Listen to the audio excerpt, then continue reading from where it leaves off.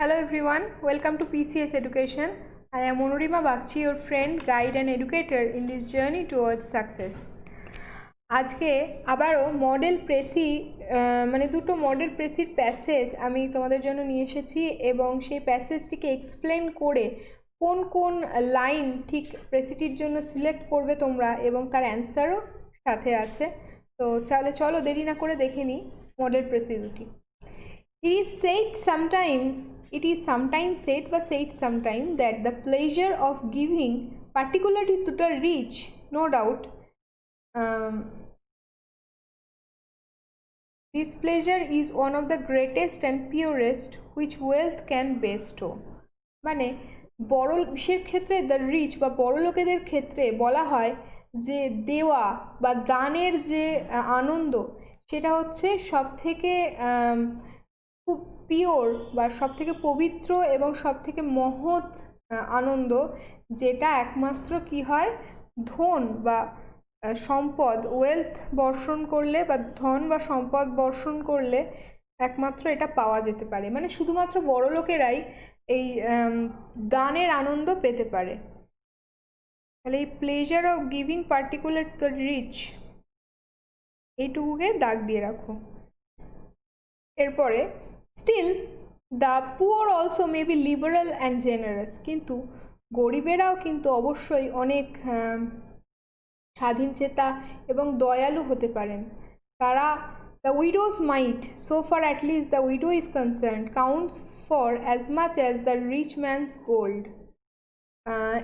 এখানে একটা গল্প আছে, যত সম্ভব এটা কিং সলোমনের গল্প, যে একজন বিধবা বিচার করতে এসেছিলেন, তার যে সমস্যা সেটা একজন গরিবের যে ধন সম্পদ সেটা বেশি ইম্পর্টেন্ট না তার সমস্যা বা তার দুঃখটা বেশি ইম্পর্টেন্ট। সেই গল্পটা নিয়েই বলা হচ্ছে যে বিধবার যে সমস্যা, so far at least the widow is concern, তার কাছে বড়, আবার রিচ ম্যানের কাছে বা বড় লোকের কাছে তার সোনা দানার গুরুত্বটা অনেক বেশি। কিন্তু একদিক থেকে দেখতে গেলে দুটোই important. Moreover, as regards kindness and sympathy which are far more valuable than money, এটা আরেকটা ইম্পর্টেন্ট সেন্টেন্স যেটা তোমরা ব্যবহার করবে, which are far more valuable than money। তাহলে কি বলা হচ্ছে, কাইন্ডনেস মানে দয়া পরবশতা বা দয়া, এবং সিম্প্যাথি মানে সহানুভূতিপূর্ণতা, এই দুটো হচ্ছে এমন একটা ভার্চু, এটা টাকার থেকেও বেশি ইম্পর্টেন্ট। মানে কোনো একটা দুর্ঘটনায় ধরো কোনো মা বাবা তার সন্তানকে হারালো, কিছু টাকা দিয়ে হয়তো তাদের সেই মুহূর্তের সমস্যাটাকে খানিকটা লাঘব করা যেতে পারে, কিন্তু সারা জীবন একমাত্র যারা মনের দিক থেকে তাদের সাপোর্ট দেবে, তাদের প্রতি দয়া পরবশ হয়ে তাদের সাথে থাকবে, তাদের দুঃখ এবং সুখে তাদের সহযোগিতা করবে, তারাই অনেক বেশি দান করবে, নাকি যে একবার 1 লাখ টাকা দান করে মনে করবে আমি অনেক কিছু দিয়ে ফেলেছি। The poor can give as much as perhaps even more than the rich, এটাও একটা ইম্পর্টেন্ট সেন্টেন্স। গরিবেরাও দিতে পারে, বলা যায় বড় লোকদের থেকে অনেক বেশি দিতে পারে। Money is not wealth, very important part, টাকা পয়সাই সম্পদ নয়। There are those whom we look down upon as poor, কিছু মানুষ আছে যাদের আমরা গরিব হিসাবে খুব ছোট করে দেখি, কিন্তু সত্যি তারা কোনো মানে মাল্টিমিলিয়নিয়ার বা কোটিপতিদের থেকেও তারা অনেক সময় রিচ হয়, কারণ অনেক কোটিপতিরাও হয়তো 2 টাকা জিনিস কিনতে গেলে দরদাম করতে পারেন, কিন্তু একজন গরিবকে যদি তুমি খাবার দাও, সে তার খাবারের অর্ধেক অংশ তার পরিবারের জন্য নিয়ে যায়।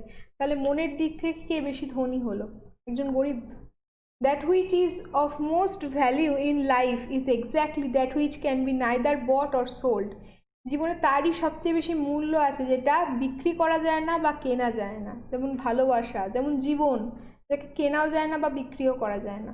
আ প্রোভার্ব সেজ, একটা মজার কথা আছে, a man's true wealth is the good he does in the world, পৃথিবীতে যে ভালো কাজ করেছে সেটাই হচ্ছে একজন মানুষের অর্জিত সম্পদ। when he dies, এটা টাইজ হয়ে গেছে, when he dies men will ask what property he has left behind, সাধারণ মানুষ, একজন মানুষ মারা যাওয়ার পর কি জিজ্ঞাসা করবে, সে কত ধনসম্পদ রেখে গেছে, তারপরে কত প্রপার্টি আছে। কিন্তু এঞ্জেলস, মানে যখন তোমার বিচার হবে চিত্রগুপ্তের কাছে, বা যখন হেভেনে গিয়ে তোমার বিচার হবে, তখন কি হবে, তাকে তোমাকে জিজ্ঞাসা করা হবে, হোয়াট গুড ডিডস হ্যাজ দাও সেন্ট বিফোর দি, তুমি কোন ভালো কাজ করেছো যার জাজমেন্টে তুমি স্বর্গে যেতে পারো। তো এটারই একটা আমরা প্রেসি দেখব। নাম দেওয়া হয়েছে দ্য প্লেজার অফ গিভিং বা দ্য জয় অফ গিভিং, এটা দিতে পারো।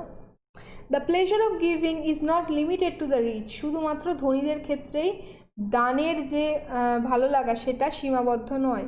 Poor man's gift may be cheap in monetary value, মানে টাকার দিক থেকে হয়তো একজন গরিব মানুষের যে গিফট সেটার মূল্য কম হতে পারে, but it is given with greater sympathy and kindness which is it's actual value, মানে কিন্তু এটা অনেক বেশি ভালোবাসা, অনেক বেশি সহানুভূতি দিয়ে এই গিফটটাকে দেয়া হয়, যেটার আসল মূল্য এটাই। The person rich in spirit, যে মনের দিক থেকে ধনী, সে যে কোনো ধনীর থেকে অনেক বেশি ধনী।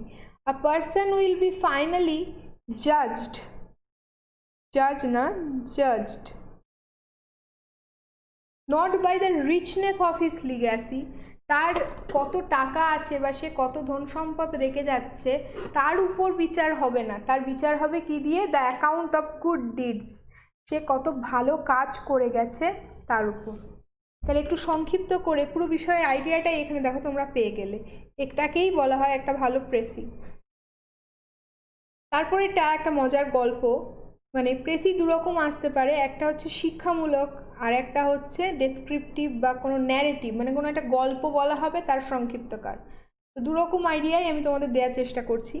Einstein was very simple in his ways of life and indifferent to his astounding fame, মানে আইনস্টাইন পৃথিবীর যে বিখ্যাত বিজ্ঞানী E=mc² যিনি বানিয়েছিলেন, তার যে খ্যাতি সেটা মানে তাকে দেখলে বোঝা যেত না, তার জীবন ধারণের যে সাধারণত্ব সেটা দেখলে বোঝা যেত না যে তিনি কতটা সিম্পল লাইফ লিড করেন, এবং তার এই সমস্ত খ্যাতির প্রতি তিনি ততটাই মানে ইনডিফারেন্ট ছিলেন বা অবজ্ঞা করতেন এই খ্যাতিকে, তার কোনো খ্যাতি নিয়ে কোনো অহংকার ছিল না।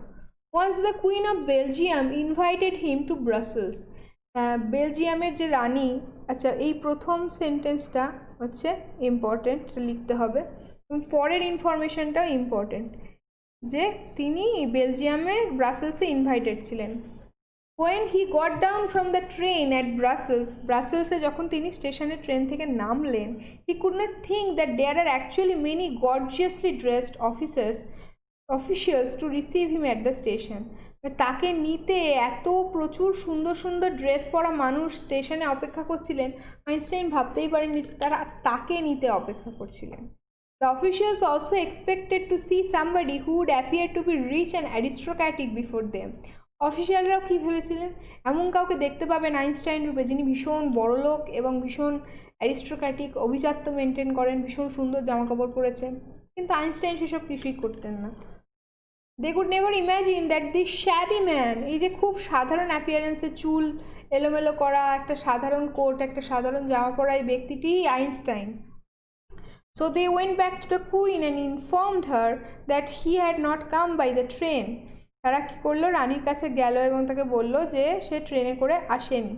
Einstein, however, walked the whole way with a suitcase in one hand and a violin in other. মানে ভাবো, যাকে কুইন নিমন্ত্রণ করছে সে কি করলো, গাড়িতে রাজকীয়ভাবে না গিয়ে সে হেঁটে হেঁটে এক হাতে সুটকেস এক হাতে ভায়োলিন নিয়ে পুরো রাস্তা ক্রস করে ব্রাসেলসের রাজবাড়িতে গেল। When he reached the destination, সে যখন তার জায়গায় পৌঁছলো, the queen said to him, I sent a car for you, Dr. Einstein. আমি তো আপনার জন্য একটা বড় গাড়ি পাঠিয়েছিলাম। আইনস্টাইন কি বললো, I did not think, replied with the great scientist with a smile. খুব হেসে সায়েন্টিস্ট কি বললেন, যে আমার মনে হয়নি that anybody would send a car for me, দেখো কত বিনয়, যে কেউ আমার জন্য একটা গাড়ি পাঠাতে পারে এটা আমার মনেই হয়নি, but I can assure you I have greatly enjoyed the walk, এই যে আমি হেঁটে এসেছি এই যাত্রাটি আমি ভীষণ এনজয় করেছি। তাহলে এর টাইটেল যেটা দিয়েছি আমি, simplicity of a great scientist. একজন বড় বিখ্যাত মহান বিজ্ঞানীর যে সাধারণত্ব, তার মধ্যে যে ভদ্রতা, মডেস্টি, সেটা। Doctor Einstein despite achieving astounding ফেম এই ওয়ার্ডটা আমি ওখান থেকে ইউজ করেছি।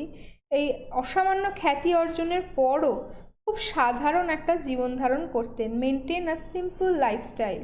Once he was invited to Brussels by the queen of Belgium. বেলজিয়ামের রানীর দ্বারা তিনি কি হয়েছিলেন, ব্রাসেলসে ইনভাইটেড ছিলেন। The well-dressed receiving officers could not recognize in Einstein for his shabby appearance. তার যে এরকম একটা এলোমেলো অ্যাপিয়ারেন্স, এলোমেলো দেখতে তাকে লাগছিল, উস্কো খুস্কো, তা দেখে এত সুন্দর জামাকাপড় পরা অফিসিয়ালরা বুঝতেই পারেননি যে তিনি Einstein. Therefore he covered the destination with his suitcase and violin by walking and enjoyed the journey. তাহলে কী করলো, তিনি রানীর কাছে গেলেন, পুরো জার্নি বা ডেস্টিনেশন তিনি কভার করলেন কী করে, এক হাতে সুটকেস, এক হাতে ভায়োলিন নিয়ে হেঁটে হেঁটে, এবং পুরো জার্নিটা, এই হেঁটে হেঁটে জার্নিটা তিনি সম্পূর্ণ এনজয় করলেন। তো আমি এই কোটেশান, এই পুরো বিষয়টাকে বাদ দিয়েছি ছোট করার জন্য, তাই এক কথায় লিখে দিয়েছি, তোমরাও এটা করতে পারো। তো এটাই প্রেসি, মানে তোমাকে যেহেতু কোনো একটা ক্ষেত্রে ন্যারেটিভে কী বলবো, অ্যাক্টিভ ভয়েসে আছে বা রিপোর্টিং ভার্বে আছে, সেক্ষেত্রে তোমাকে চেঞ্জ করে ইনডাইরেক্টেও তুমি করতে পারো, নট আ প্রবলেম। তো আজকের ক্লাস তোমাদের কেমন লাগলো তোমরা আমাকে নিশ্চয়ই জানাবে। এরকম আরও অনেক ক্লাস ক্লার্কশিপে থাকছে, আর এরকম আরও অনেক ক্লাস পেতে ফোন করো আমাদের এবং জয়েন হও আমাদের নতুন ব্যাচে। Thank you very much, good bye.